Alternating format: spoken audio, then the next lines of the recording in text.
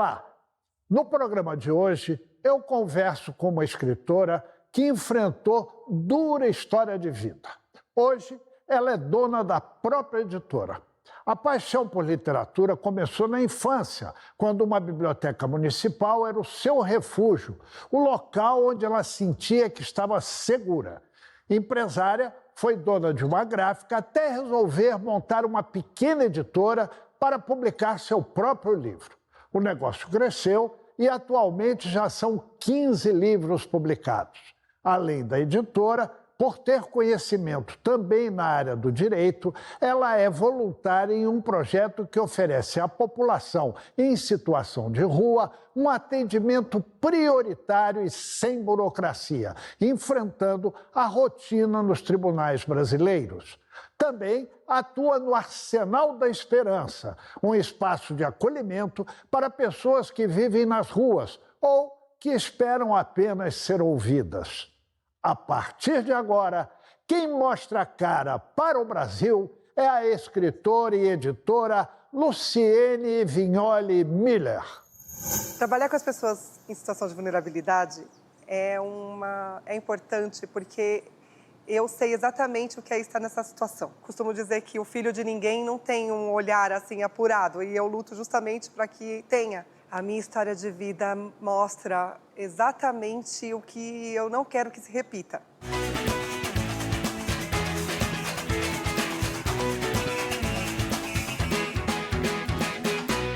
Luciene, seja muito bem-vinda. Obrigada, muito obrigada.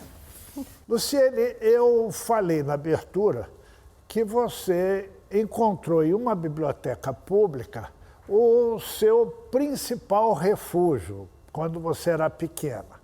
E ali você descobriu sua paixão pelos livros, né? E a história é que você fugiu de casa, chegou a viver na rua, enfim. Conta um pouquinho desse seu início de vida. A biblioteca é muito importante na minha história, é fundamental, eu diria, porque eu venho de uma família disfuncional, uma família que teve muita dor envolvida, né? E uma saúde mental muito abalada por parte do meu pai. Minha mãe morreu logo após o parto do meu irmão mais novo, que sobreviveu. Nós somos em 4. Meu irmão mais velho era filho só da minha mãe. Eu tinha uma irmã mais velha, que era filha só do meu pai. E quando eles se casaram, eu nasci.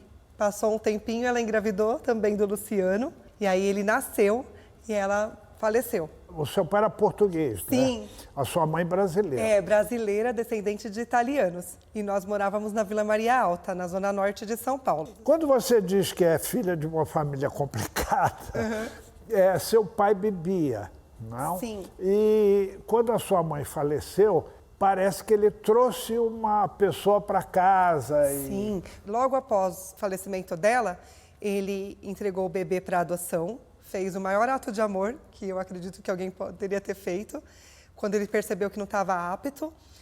A minha irmã se casou ainda muito jovem, com 12 anos de idade, pensa muito precoce. O meu outro irmão também ficou ali largado, abandonado, o que não era filho dele. E eu fiquei um tempo só dele, só ele e eu. E ali, só depois de um tempo, trouxe uma moça para morar com a gente, que era a minha madrasta. E trouxe 2 filhas dela para morar com a gente também. Quando a minha mãe faleceu, eu tinha 2 anos e meio.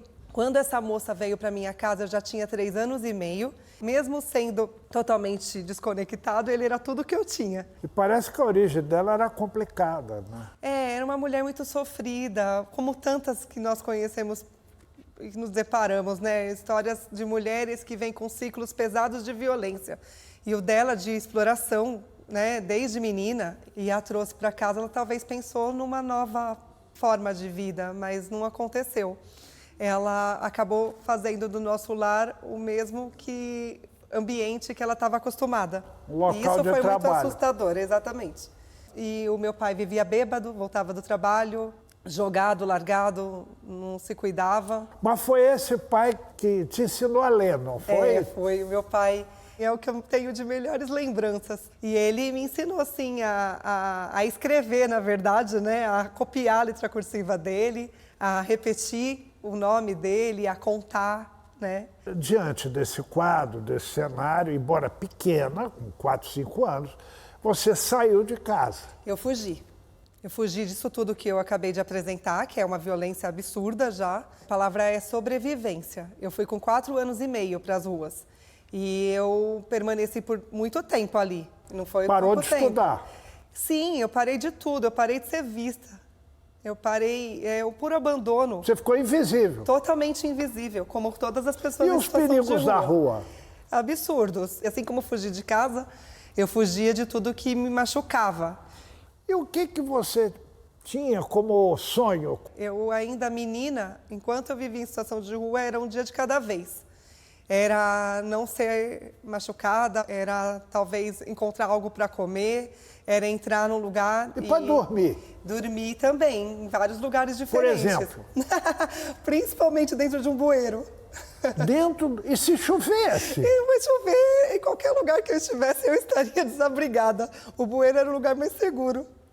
E quando você conseguiu sair da rua e voltar a estudar, enfim, quando a sua vida foi tomando mais... Eu fui aos 4 anos e meio para essa situação e tentei pedir ajuda, mas não fui vista, não tive apoio de ninguém. Eu costumo dizer que naquela época a Constituição ainda estava sendo estabelecida, o ECA estava sendo estabelecido, foi bem na época que eu estava em situação de rua. Então criança não era considerado sujeito de direito. Uma menina de rua, então, vai ficando cada vez mais cinza e vai ficando cada vez mais... As pessoas ficam avessas a ela. A rua ainda conseguiu ser mais segura que minha própria casa, porém não tinha ninguém disponível. A grande magia dessa história toda para eu estar aqui e conseguir contar é porque eu pulei o muro de uma biblioteca pública. E ali, diferente dos outros espaços, eu não fui expulsa. E eu repito isso em todos os espaços que eu vou, porque eu não ter sido expulsa daquele lugar fez total diferença. O imóvel acolheu, em primeiro lugar, o jardim para eu dormir de noite. Depois, com o tempo, dentro daquele espaço, eu consegui ser acolhida pelas pessoas. Então, os servidores da biblioteca, as pessoas bibliotecárias, os assistentes. E aí entrava e fui acolhida principalmente pelos livros, né? Pois então, e você olhava aquele monte de livro, e o que aquilo significava para você? Como você se apaixonou pelos livros? Em primeiro lugar, pela limpeza do espaço, porque a biblioteca é muito limpa. E aí, depois, sim, pelos livros, pelo colorido deles, pelo papel, pelo lúdico do objeto mesmo. E as imagens. Tudo aquilo, aquela ilustração. Mais que a leitura. Mais porque eu ainda não tinha domínio de alfabetização. Foi a própria bibliotecária que, com a contação de histórias, passou a me mostrar e me apresentar aquilo com frequência. E aí, depois, o universo foi o acervo inteiro. Nessa sequência, depois, você foi crescendo, você teve alguns empregos, até você conhecer seu marido, casar e montar uma editora. Como é que foi essa saída para outra vida? Aos 11 anos, eu fui resgatada da rua. Eu fui vista por uma pessoa que era da minha família, por parte da minha mãe, a minha tia, Virgínia. Resumindo, ela conseguiu me abordar, com o tempo ganhou minha confiança, me levou para casa, me alimentou, ela e a esposa. E lá morava a minha avó, uma outra tia minha, meu tio e meu irmão, que elas também acolheram, esse mais velho que eu mencionei. Ela me deu um banho, ela tirou meus piolhos, ela tentou esclarecer o que era uma vida com casa. E aí eu fugia para a rua, voltava, ela buscava, até eu me adaptar e me matriculou na escola. E na escola eu já consegui acompanhar por conta de tudo que eu tinha aprendido na biblioteca, então foi fácil a adaptação à escola, mas em contrapartida eu me escondia das pessoas, eu nunca confiava nas pessoas, eu confiava só nos livros. E as tias eram muito simples e elas não sabiam ler, e dentro de casa não tinha livro, mas ao mesmo tempo eu era muito julgada, eu tinha que ter muita regra, porque já imaginavam que eu não teria jeito. E elas ouviam as pessoas dizer que eu não teria um futuro, que seria difícil me domar, né? E isso aconteceu, gerou um conflito absurdo, porque eu queria provar que não, e elas tentando cuidar, mas com muita regra. E elas me ajudaram muito, sem dúvidas, mas também me assustaram muito, porque era tudo muito novo. E na escola ali, depois, os professores, aí os educadores fizeram total diferença, né? Embora é uma história triste, pesada, Sim. difícil, mas ela é bonita e ela é exemplar, né? Você adotou os livros adotaram você. Depois do intervalo, eu continuo conversando com a escritora e editora Luciene Miller. A gente volta já já. Como é esse trabalho voluntário que você faz? Eu apoio vários projetos que eu acredito. Então, o mutirão acontece justamente para dar dignidade às pessoas. Continua lutando para que essas pessoas não sejam invisíveis. Eu vou fazer isso a vida toda, porque eu não quero que histórias como a minha se repitam. Estamos de volta com a escritora e editora Luciene Vignoli Miller, que faz trabalhos voluntários de assessoria jurídica e escuta com pessoas em situação de rua. Eu queria completar aquela pergunta que eu fiz antes do intervalo, de como você conheceu seu marido, como vocês montaram a copiadora, e aí a copiadora depois virou uma gráfica e por aí foi. Essa história é linda, porque quando eu saí da casa das tias, eu agradeci as tias aos meus 18 anos. Vivi em casas diferentes até eu morar sozinha. Eu já trabalhava, né? Já tinha uma renda e eu aluguei um apartamento num prédio na cidade de Guarulhos. Você trabalhava em quê? Eu trabalhava com assistência médica. Plano de saúde? De plano de saúde, isso. Atuava na área de vendas.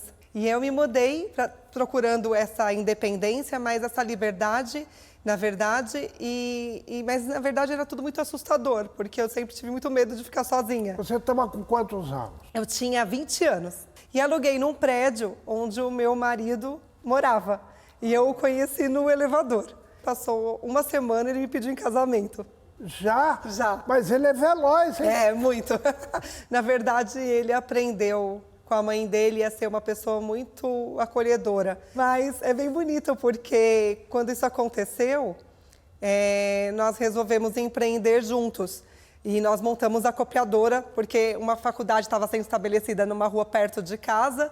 E aí nós tivemos a ideia de montar uma copiadora. E a copiadora cresceu. Como ela virou uma gráfica? Com o tempo, porque a cópia perdeu mercado.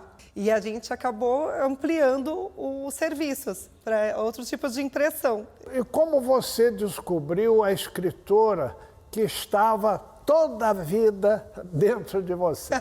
Eu sempre fui uma leitora, né, assídua, e o escritor requer exatamente isso. O escritor precisa, em primeiro lugar, gostar de ler, e eu sempre gostei de ler. Mas é engraçado que eu não me imaginava escritora, eu achava que para eu ser escritora eu precisava me preparar muito. E quando eu decidi escrever o livro, eu decidi me preparar. E aí sim, depois de achar que talvez estava apta, e aí a partir dali eu apresentei para outros escritores. E qual era a história? A minha história. Ah, tá. O primeiro livro é a minha história. Você chegou a cursar direito, não é? Sim. E por quê? Você não completou? Ainda não. E por quê? Porque eu misturei todo o empreendimento e toda uma história de adaptação à família e uma dedicação diversa a tudo que eu faço simultaneamente, que me impediu de finalizar. Porém, eu não me impediu de aprender. Mas eu atuo de uma forma bem efetiva. Pois é, como é esse trabalho voluntário que você faz no projeto Pop Rua, né? Pop Rua Ajude. Eu apoio vários projetos que eu acredito, mas o maior deles é o Pop Rua Ajude, que é do TRF3, que é o Tribunal Regional Federal, e que é um mutirão de atendimento. Então, é a justiça, né, com a defensoria, com o INSS, com a Caixa Econômica Federal, com universidades. E é uma orientação gratuita. É um trabalho feito que foi estabelecido pelo CNJ e que são os tribunais que atuam. É um projeto, inclusive, premiado. E um juiz de Guarulhos, né, um juiz federal, me convidou por conta de ter ciência da minha história e de todo um trabalho que eu já vinha fazendo como voluntária em diversos outros lugares. Ele, de imediato, quando descobriu a minha história, quis me conhecer, eu me doei totalmente e ele me deu o cargo de embaixadora do Pop Rua. É um trabalho lindíssimo e é feito em várias cidades com o apoio de todos os entes, né? E quem pode receber essa orientação jurídica através do Pop Rua Ajude? Todas as pessoas que acharem que precisam acessar a justiça e acessar seus direitos. E não tem dinheiro para pagar um advogado. Não, às vezes não só o dinheiro, porque não é só a defensoria. Às vezes você não precisa de dinheiro, só precisa entrar numa agência, mas a pessoa em vulnerabilidade acha que não pode entrar ou é mal atendida quando entra. Então o mutirão acontece justamente para dar dignidade às pessoas, para o mais rápido possível integrar todo o sistema e entregar o que é delas, que é o direito delas. Aquele medo que você tinha das pessoas quando era menina, né? Exatamente. Que elas têm medo das outras Principalmente pessoas. se tem algo do Estado colocando, porque o mais próximo que elas têm é de opressão, não é de contribuição.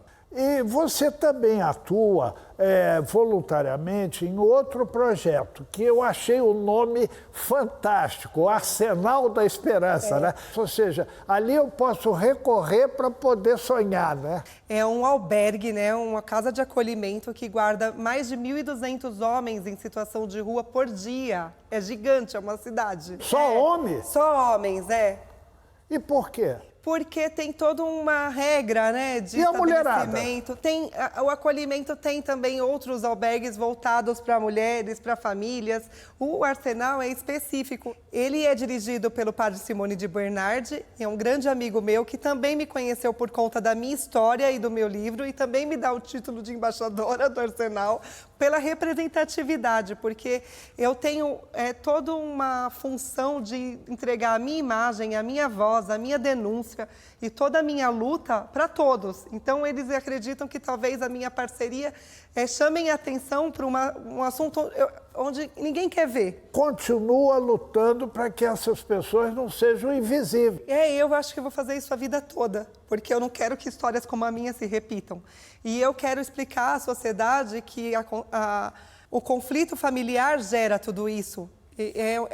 Não é só a desigualdade, sabe, Ricardo? A gente, às vezes, Luciane, pensa assim, eu sou responsável pela minha família. Sempre. Mas não é. A gente é responsável por gente, seja da minha família ou seja da família dos outros. A gente tem que estar sempre procurando um clima bom para todo mundo. Todo mundo precisa comer, todo mundo precisa sorrir, todo mundo precisa brincar, todo mundo precisa ser feliz. Isso chama prioridade absoluta. Isso, inclusive, é lei. É obrigação, inclusive, olhar o outro, verificar o outro, se doar ao outro. Isso é cidadania, direito.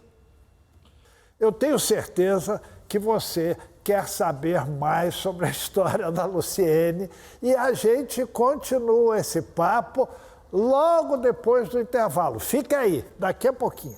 Na verdade, a biblioteca ela vai além de oferecer o direito à literatura. Se você entrar numa biblioteca pública hoje, você vai dar de cara, sim, com uma pessoa também em situação de rua, um migrante refugiado, tentando entender a nossa língua para poder recomeçar aqui. É fundamental. E a biblioteca é o único lugar que está aberto a essas pessoas. Acabei não engravidando, porém, a Jenny me permitiu me doar como mãe e entender essa maternidade que eu não tive também. Em algum momento, depois dessa sua vida, você voltou a encontrar seu pai? Então, foi muito forte. Estamos de volta com a escritora e editora Luciene Vignoli Miller, que faz trabalhos voluntários de assessoria jurídica e de escuta com pessoas em situação de rua. Luciene, você voltou em algum momento, depois dessa sua vida atribulada, pesada, complicada, mas bonita, um exemplo, você voltou a encontrar familiares, seu pai, aquela senhora, seus irmãos e etc.? Sim, eu cursava Direito e eu me lembro bem que num Natal Nós estávamos com a família do meu marido, eu estava recém-casada, mas eu encontrei uma moça seguindo a rua em frente à casa que eu estava, e era um bairro perto de onde eu cresci. Essa moça era uma das filhas da minha madrasta, e ela me reconheceu também depois de 20 anos, e ela me deu o endereço do meu pai, porque eu tanto procurava. E aí, no Natal, eu ganhei esse presente. No dia seguinte, encontrei o meu pai. E como é que foi? Então, foi muito forte, porque o meu pai tinha Alzheimer e ele não me reconheceu. E eu o reencontrei poucos meses antes dele falecer. Ele estava muito doente, acamado. Pesava muito pouco, estava totalmente delirante, mas tinha uma propriedade na fala e falava muito dessa menina dele, que era a Luciene. E percebi que ele falava de mim. Ele não me reconheceu em momento algum, mas ele falou da Lu com muito amor. E falou da Laura, falou do Luciano e do Ricardo também. E falou tão bonito, e eu tinha reencontrado o meu irmão há pouco tempo, e eu levei esse meu irmão para falar com ele também, o mais novo, antes dele morrer. Luciene, a Biblioteca Municipal da Vila Maria teve um papel fundamental na sua história, né? Como é que você entende a importância da biblioteca pública para a comunidade? Ela é fundamental. Na verdade, a biblioteca ela vai além de oferecer o direito à literatura, que é fundamental, é um direito também. É entender outras histórias, perceber outros mundos, ter acesso a outros conteúdos, a culturas diferentes, traz essa diversidade. Mas, além disso tudo, ela é viva. Então, ela traz cultura em todos os sentidos. Ela traz a arte, a música, o teatro. Então, a biblioteca, além disso, traz o acolhimento. As pessoas bibliotecárias são as pessoas mais amáveis que eu já conheci na vida. São as pessoas que não são só da informação, são as pessoas que acolhem a criança, um jovem em formação, um idoso. Se você entrar numa biblioteca pública hoje, você vai dar de cara, sim, com uma pessoa também em situação de rua, um migrante refugiado, tentando entender a nossa língua para poder recomeçar aqui. É fundamental. E a biblioteca é o único lugar que está aberto a essas pessoas. Tem também, por exemplo, um setor de teleatendimento, assim, que te ajuda a fazer um currículo, que te direciona. Então, um ou outro do bairro te apoia, te fala, que acolhe. Apoia. Luciene, tudo indica que o seu marido ganhou a sorte grande e você também, né? E vocês tiveram uma filha. Fala um pouquinho dela. A Jane é um presente. Quando conheci o Má tinha a mãe dele e o pai, e ele tinham acolhido uma menina também em situação de vulnerabilidade. Eles adotaram uma menina também, que é a Jenny, que eles trabalhavam com reciclagem, e ela era uma das meninas filhas de uma moça que namorava um dos seus colaboradores. Na verdade, os catadores, aquelas pessoas também que foram acolhidas naquele espaço. E a mãe permitiu dar a tutela dela para minha sogra cuidar. Quando o Má me conheceu, eu já identifiquei que ele já tinha um coração preenchido por uma pessoa, e era por ela. E eu me apaixonei por ela também. E a minha mamãe sogra, que foi a pessoa mais linda que eu conheci nessa vida, ela permitiu que eu também fosse mãe da Jenny.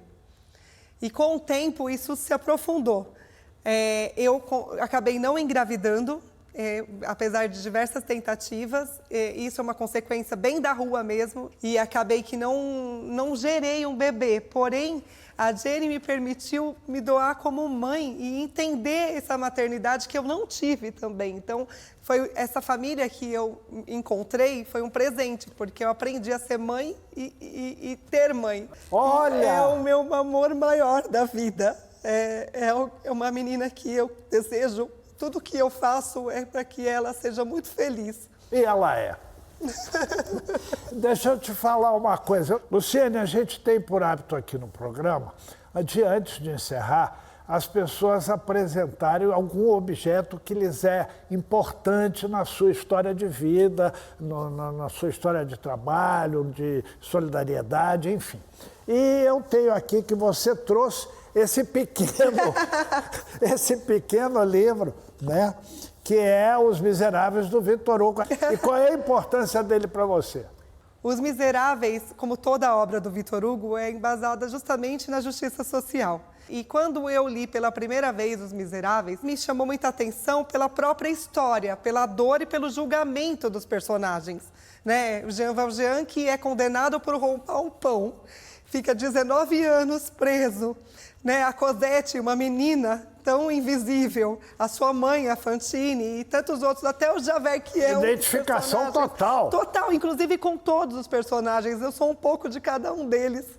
E agora sou eu que estou mostrando, viu? Quem trouxe fui eu. Esse é o livro dela e que é a história de vida dela. Luciene, muito, muito, muito obrigado pela sua história, pela sua emoção, pela sua coragem. Parabéns. Obrigada. Obrigada. Muito bem. E na semana que vem eu espero você para conhecermos novas histórias de pessoas que, como a Luciene, contribuem para fazer nosso país melhor. Na verdade, a nossa vida melhor. Até lá.